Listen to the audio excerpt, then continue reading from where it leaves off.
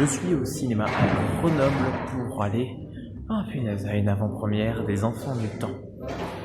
À 18h45, là pour le moment j'y vais pour une vie cachée. Du coup je suis plutôt impatient. Je suis fébrile même, j'ai envie de dire, parce que vraiment j'ai très envie de voir ce film, ça fait 3 ans que je l'attends. Donc autant vous dire que voilà, la tension monte, le Terrence Malick, je suis très content d'aller le voir, mais les Enfants du Temps, quand même quoi. Une vie cachée c'est fini, mais maintenant il faut attendre 1h15 avant les Enfants du Temps. C'est long. C'est long. Je sors de la séance et c'était merveilleux. J'ai la gorge toute serrée, j'en peux plus. Et j'ai lancé des applaudissements parce que c'était pas possible. C'est pas possible de rester sur rien. C'était très cool. Il y a eu des offrandes de parapluies à l'effigie de Tenkinoko. Je vous mets une petite photo.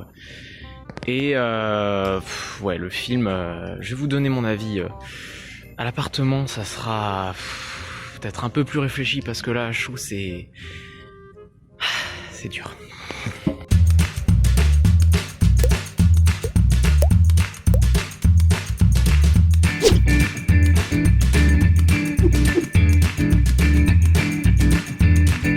Bon, du coup, je dois parler de Tenkinoko ou de Weathering with You ou des Enfants du Temps. Enfin bref, c'est bon, je suis sorti de la salle. On est le lendemain après-midi, hein, je me suis rasé fraîchement. Et je vais parler du film. J'ai pu prendre un peu de recul sur le film. Et déjà, si je fais un avis global, j'ai trouvé que c'était, encore une fois, très bon. Les Enfants du Temps, replaçons un peu le contexte. Quand je dis contexte, c'est de la vidéo. Il y a une vidéo sur ma chaîne qui a fait pas mal de vues, c'est la vidéo où j'ai réagi au trailer de Tenkinoko. Ce qui avait plu aux gens, c'est que ce n'était pas un reaction trailer, c'est une vraie analyse de Makoto et de ce que je pensais qu'allaient être les Enfants du Temps, et pas forcément en disant « Ah, vous avez vu, il y a ça dans la bande-annonce, il y a ça dans la bande-annonce ». Non, ça j'en avais rien à foutre, j'ai vu que le teaser, j'ai pas regardé la bande-annonce justement pour ne pas me spoiler l'histoire. Il y avait des gens dans les commentaires qui avaient tenté de m'expliquer l'histoire, j'ai fait « Bah non, j'ai pas envie en fait ». Après ça, j'ai sorti une grosse vidéo sur Makoto Shinkai, d'1h15 sur tout son parcours, donc autant vous dire que il y a des choses à y voir dans cette vidéo. Allez-y si vous ne l'avez pas encore vu. J'ai mis toutes mes tripes dans ce projet, j'ai mis tout ce que je savais, tout ce que j'avais interprété de Makoto, en tout cas au niveau de Garden of Words essentiellement. Bref, allez-y, c'est une vidéo dont je suis très fier. Et Les Enfants du Temps, c'est un film que j'attends du coup depuis Your Name, dans le sens que à chaque fois Makoto Shinkai, je suis là, ah, nouveau film, je viens de voir Your Name, c'est bon, j'ai envie de voir un autre, ah, j'ai vu machin, ah, j'ai envie de voir un autre, et j'ai le même ressenti avec Les Enfants du Temps, c'est que je suis bien content d'avoir vu Les Enfants du Temps, mais j'aimerais que Makoto m'émerveille encore et encore et encore. Parce que s'il y a bien une chose que je peux dire à propos des Enfants du Temps, c'est que si vous avez été émerveillé par Garden of Words, si vous avez été émerveillé par Your Name, si vous avez été émerveillé par ces autres créations, même si elles sont moins accessibles pour certaines, Voyage vers Garth est plus Ghibli dans l'âme. Si vous avez aimé ces films-là, techniquement, Les Enfants du Temps, vous serez très émerveillés parce que ça garde pas mal de codes de Makoto Shinkai. Si vous n'avez pas vu ce film et que vous ne voulez absolument rien savoir de l'histoire, je vous mets un timer juste ici pour savoir quand est-ce que j'arrête de parler ne serait-ce que du synopsis, parce que je ne vais parler que du synopsis, je n'ai pas envie de parler du reste, parce que pour moi c'est le genre de film qui mérite qu'on connaissent l'histoire, qu'on découvre l'histoire au moment d'y aller. Donc, l'histoire de ce film, c'est un jeune garçon qui a fui son île natale, parce qu'a priori il vient d'une île, et en allant à Tokyo, il va rencontrer une jeune fille avec qui il va se lier d'amitié autour de choses étranges, et ça j'ai même pas envie d'en parler parce que pour moi si le synopsis en parle, ça gâche un truc déjà. On va commencer par une chose évidente de Makoto Shinkai, c'est que c'est hyper beau. J'irai pas jusqu'à dire que c'est aussi beau ou plus beau que Your Name, c'est très différent parce que là on est vraiment que dans des environnements urbains, on a quelques vues du ciel, des choses comme ça qu'on a vu notamment dans le teaser, mais globalement on n'est pas sur une grosse variété de décors comme on pouvait l'avoir dans Your Name. Ce qui fait que les rues sont extrêmement bien représentées, ce qui fait que les effets de lumière sont beaucoup moins chatoyants parce que tout le long du film il y a une pluie incessante qui fait que les lumières ne sont pas très brillantes, les lumières sont du coup beaucoup plus douces, ce qui fait que du coup vous n'avez pas forcément les étoiles dans les yeux que vous pouviez avoir dans Your Name, mais ça reste quand même extrêmement beau parce que Makoto sait faire ça, enfin peut-être pas Makoto mais en tout cas le studio d'animation dans lequel il travaille sait faire ça, sait faire des rendus hyper réalistes, ultra réalistes au niveau des décors notamment, au niveau de la bouffe, oh putain la bouffe.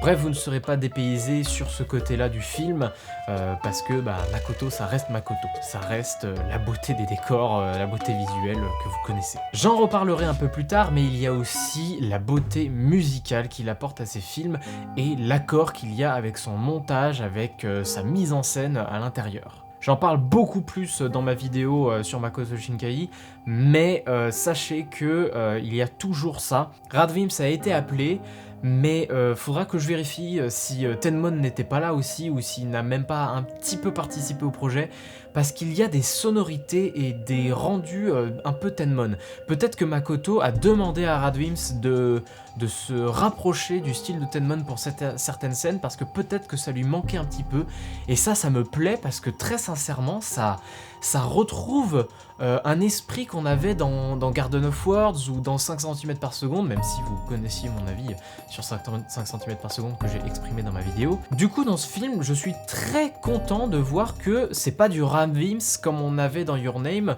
que j'aime beaucoup, hein, mais qui avait perdu un peu la patte Tenmon, la patte très musique douce au piano, avec un aspect très mélancolique qu'il y avait là-dedans. Je reparle plus tard de la musique, mais sachez que c'est hyper entraînant, comme pour Your Name, comme pour Garden of Words, comme pour toutes ces autres créations. Et dernière chose au niveau de Makoto Shinkai, après je parlerai plus spécifiquement du film, c'est la thématique utilisée dans son film.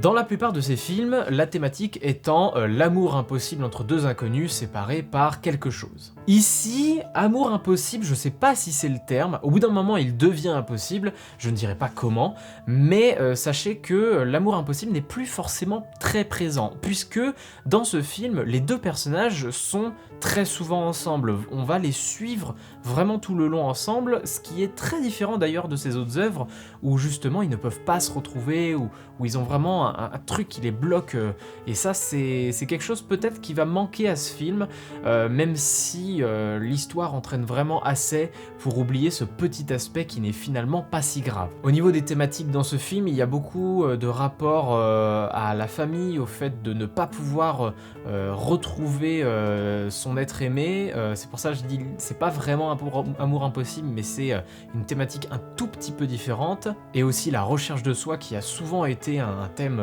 utilisé dans les films de Makoto Shinkai, et notamment le fait qu'on ne se fasse pas comprendre des autres, et c'est quelque chose qui est très puissant dans ce film, que vraiment j'ai beaucoup apprécié, je vous en expliquerai aussi tout à l'heure. Nouvelle thématique dans ce film, parler un peu de la catastrophe écologique. Ça c'est vraiment une thématique qui repasse beaucoup en ce moment. Il y avait Wonderland de Keiichi Hara qui a aussi appuyé cette thématique.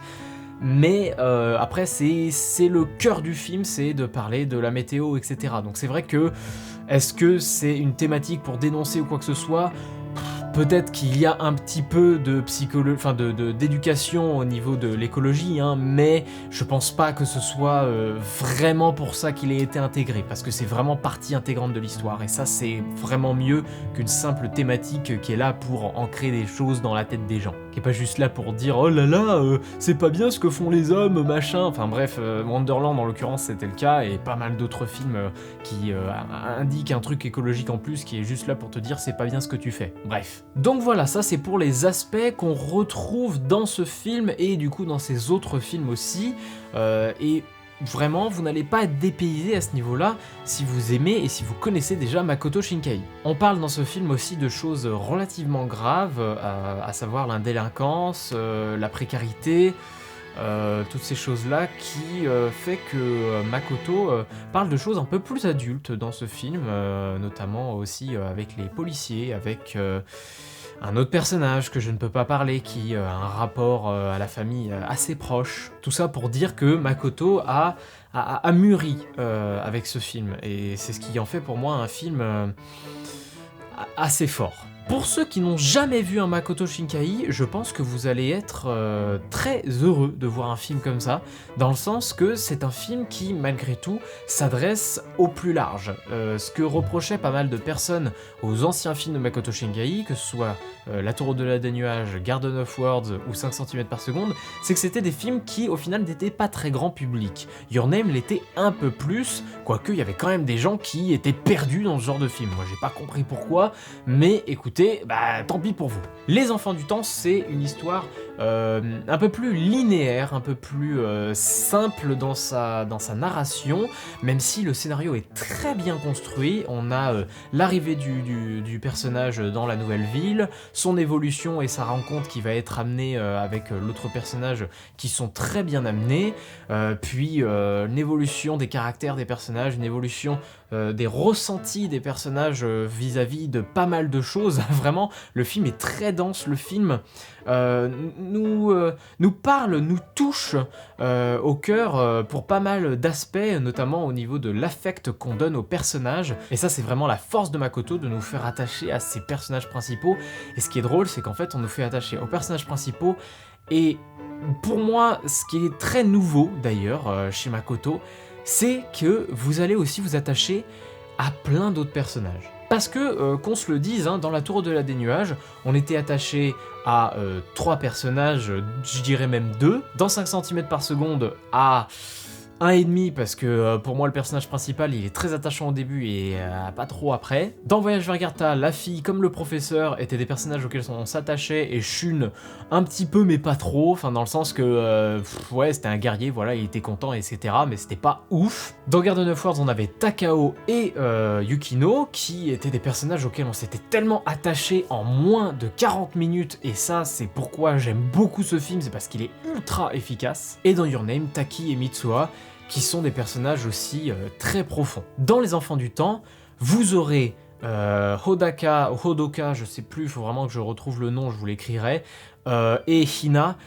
mais vous aurez aussi d'autres personnages dont je vous parlerai pas, justement pour pas vous spoiler. Si vous avez vu le teaser, vous avez vu les 2 personnages principaux, vous en avez peut-être vu un autre aussi, c'est peut-être possible, mais vous allez aussi avoir d'autres personnages qui vous attacheront, et c'est très nouveau dans des films de Makoto d'avoir autant de personnages qui nous accrochent. On a comme d'habitude au niveau de sa narration quelques moments ponctuels un petit peu clips qui font des petites ellipses et des petites ellipses en gros pour montrer tout ce qui se passe en un temps relativement court, alors que le vrai temps c'est plusieurs mois, ouais, en général plusieurs mois, voire plusieurs semaines peut-être, mais du coup tous ces moments là qui nous permettent de bien comprendre plein de choses à travers uniquement des images et pas forcément du texte. Et ça vraiment c'est un truc qui me plaît aussi dans Makoto, c'est ce côté on n'est pas obligé de vous dire ce qui se passe, juste on vous montre et vous comprenez.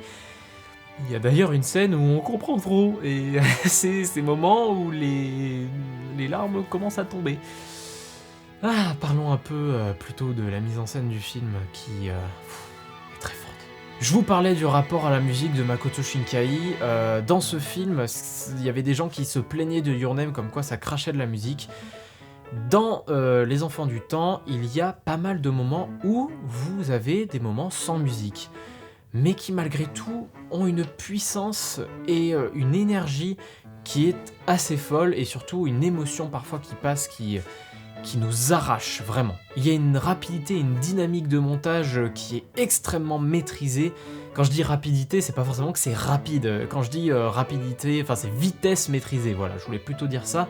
C'est-à-dire qu'il y a des moments où ça va vite et c'est bien foutu, et des moments où c'est lentement et c'est bien foutu aussi, parce que il arrive à nous transmettre les émotions et toutes les choses qu'il veut nous transmettre à travers ces images, à travers son montage aussi. Son montage est ultra maîtrisé, son montage nous emporte, et son montage en accord avec la musique et ce qui se passe à l'écran nous permet d'être vraiment à fond dans la scène et dans ce que veut nous faire passer le réalisateur avec ses personnages qui de temps en temps ont des relations assez forte quand il y a notamment une chose assez horrible à l'écran. On a une utilisation encore plus maîtrisée du mélange 2D 3D dans ce film avec parfois la caméra qui tourne autour du personnage où la 3D ne choque pas et ça fait vraiment plaisir parce que dans l'intro de Your Name, il y avait une intro en 3D comme ça qui pouvait rebuter certains. Ce n'était pas mon cas, mais c'est vrai qu'elle n'était pas parfaitement maîtrisée. Là, la technologie a un petit peu évolué, et c'est vrai que c'est beaucoup plus beau. Il y a des gens qui vont me dire « Oui, mais les enfants de la mer, ils l'ont fait aussi ». Sauf que les enfants de la mer, je suis désolé, ça... Je sais pas comment vous dire ça, en fait, je sais qu'il y a des grands fans des enfants de la mer, hein, mais les enfants de la mer utilisaient des procédés qui au final n'apportaient rien. Ici, le procédé apporte vraiment une ampleur à la scène, nous fait comprendre, par exemple, là je dis tourne autour du personnage, il peut nous faire comprendre par exemple que voilà, il est complètement perdu, qu'il cherche où est-ce qu'il doit aller, ou alors nous fait ressentir un émerveillement autour du personnage, et c'est ce qui rend la scène forte. Makoto utilise toutes les nouvelles techniques qu'il peut trouver pour appuyer ses émotions, appuyer ce qu'il veut faire passer à travers l'écran, et ça, je ne peux que approuver parce que ça a fonctionné et ça fonctionne toujours. On a une utilisation de la musique ultra bien maîtrisée comme je l'ai dit, avec notamment presque la scène finale où la musique est à son paroxysme avec les deux personnages, je ne peux pas en parler mais voilà, et ça m'a vraiment mis des frissons incroyables en moi, j'avais vraiment des frissons dans tout le corps, tellement le visionnage en salle a permis d'avoir toute la dynamique de volume que pouvait faire ressentir ce film, parce que, qu'on se le dise encore une fois, voir un film au cinéma, voir un film en bonne qualité entre guillemets, ce n'est pas que voir un film sur un grand écran. Vous avez aussi une dynamique de son. Souvent on dit qu'au cinéma le son est trop fort. Non, le son est pas trop fort. Le son, en fait, il passe de bas volume à haut volume. Et c'est ce qui fait que on est plus ou moins dans un univers, parce que les moments calmes vont être très calmes, les moments forts vont être très forts. Et c'est ce qui manque souvent sur des fichiers de basse qualité sur internet, ou encore, je sais pas moi, les DVD qui n'avaient pas trop ça, ou même, de manière générale, les enceintes que vous utilisez, parce que, évidemment, si vous n'avez pas des enceintes haute dynamique sonore, vous ne ressentirez pas ça. C'est ce qui fait beaucoup d'une séance cinéma, c'est tout cet aspect aussi un peu technique. Si parfois on dit faut le voir au ciné, ce n'est pas que pour un aspect visuel, même si l'aspect visuel apporte aussi, puisque les écrans sont plus larges et permettent du coup une immersion différente. Au niveau du son, si vous êtes dans un film qui utilise beaucoup le 5.1 et que vous avez une salle 5.1, vous sentirez les trucs tout autour de vous, etc. Vous n'êtes pas obligé d'avoir du 5.1, si vous n'avez que du 2.1, c'est déjà pas mal, parce que vous avez aussi beaucoup d'enceintes dans la salle. Et pour ce qui est des enfants du temps, il y a une force au niveau de la musique, il y a une force au niveau du placement des objets dans la scène, il y a une force au niveau de l'ambiance sonore de manière générale, qui fait qu'on se croit encore plus dans le film. C'était déjà le cas dans Voyage vers Agartha, c'était le début de ça un petit peu du côté de Makoto Shinkai, où on se sentait beaucoup plus dans l'univers, ne serait-ce que par son ambiance sonore, au niveau de ses bruitages, au niveau du placement de la voix dans les lieux, avec la réverbération bien mieux maîtrisée.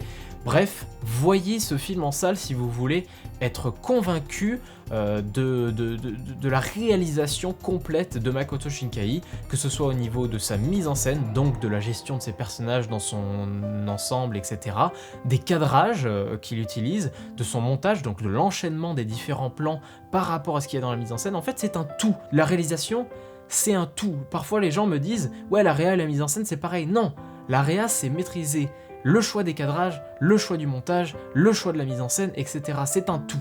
Et vraiment, Makoto Shinkai maîtrise vraiment tout ça. Et pour finir un peu ce que j'ai à dire sur le film, sachez que les deux personnages vont vous déchirer au niveau de leur voix, au niveau de l'interprétation qu'ils ont, ce qu'on appelle les seiyuu au Japon.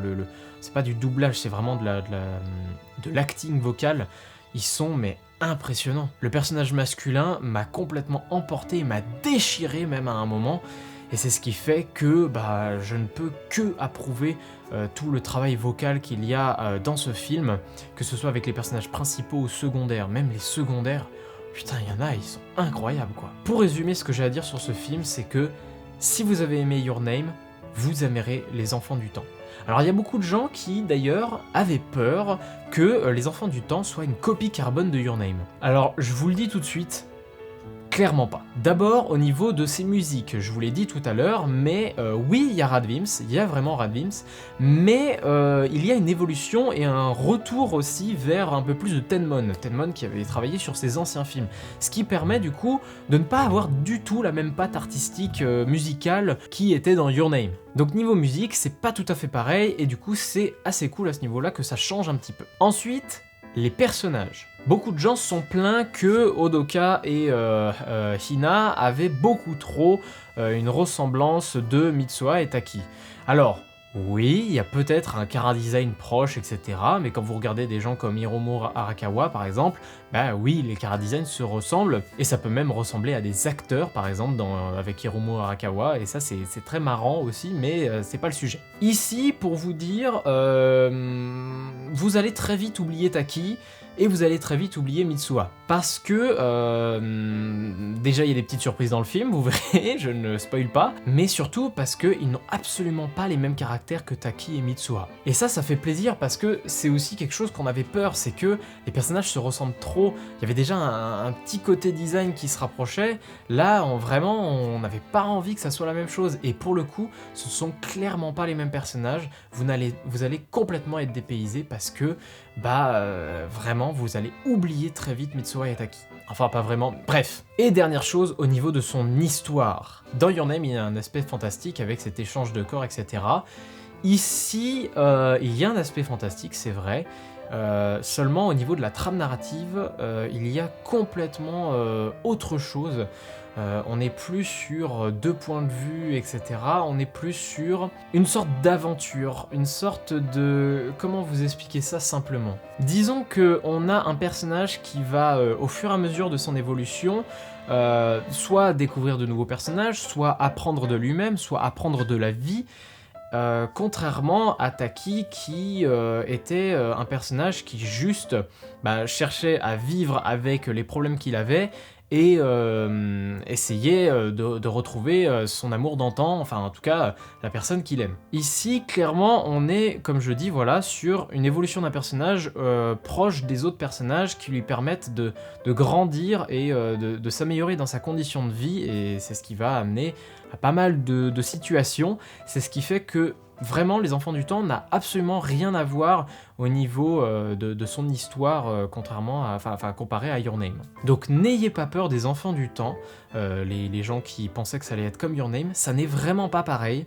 Il y a des gens, ils vont me dire oui mais il y a des similitudes, mais en même temps c'est un film d'un réalisateur. Les films de réalisateurs, ils ont tous des similitudes. Dans les Miyazaki, il y a beaucoup de similitudes. Dans les Hosoda, il y a beaucoup de similitudes aussi.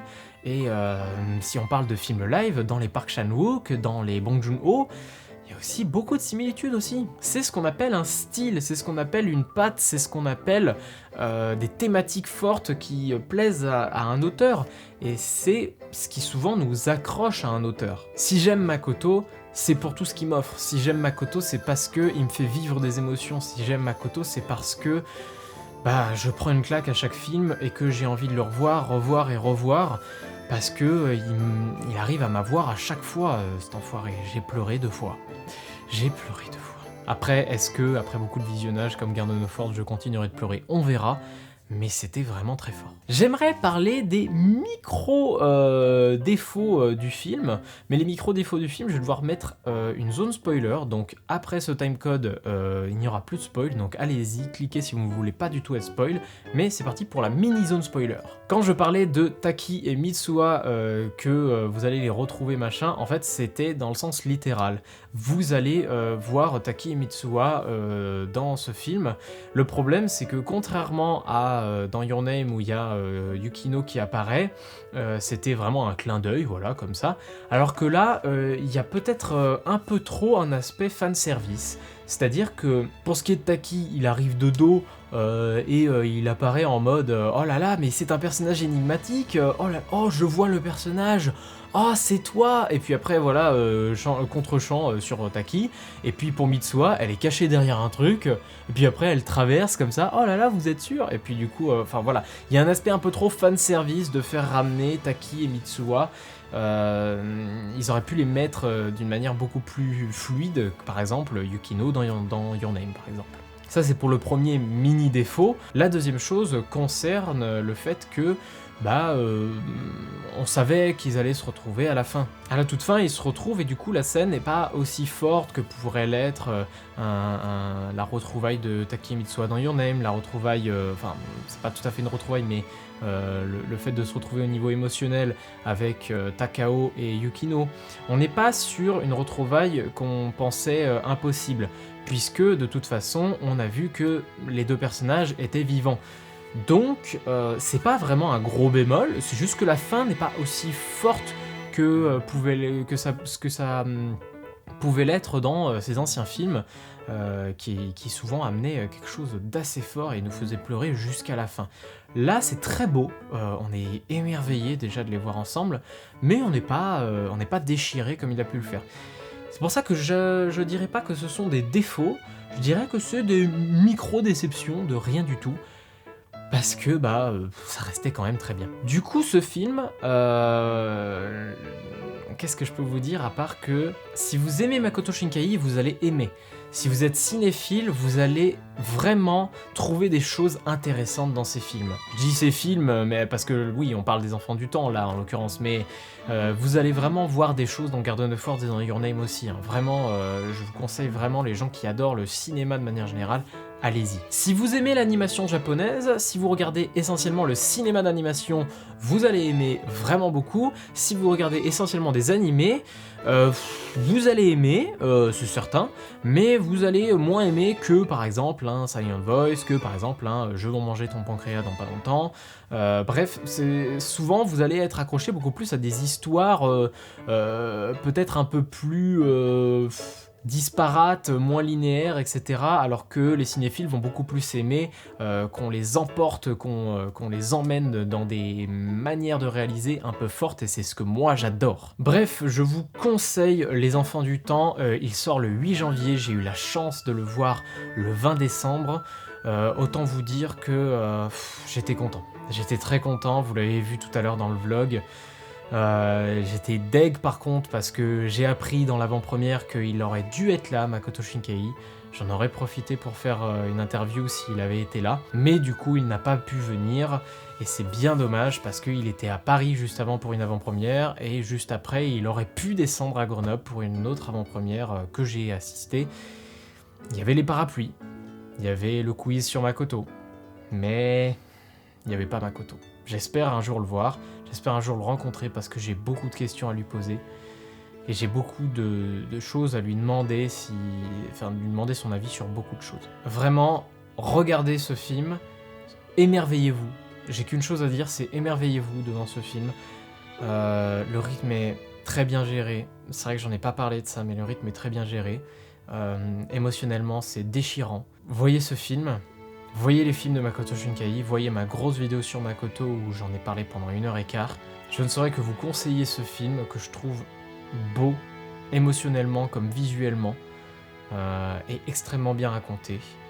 Et j'espère très sincèrement que un de mes youtubeurs préférés regardera ce film, parce qu'il avait pas voulu voir Your Name parce que les gens étaient à fond dessus et avaient gueulé partout que c'était le meilleur film de tous les temps d'animation japonais. Your Name est très bien, mais je trouve ça dommage qu'on gâche le visionnage d'un film aux gens.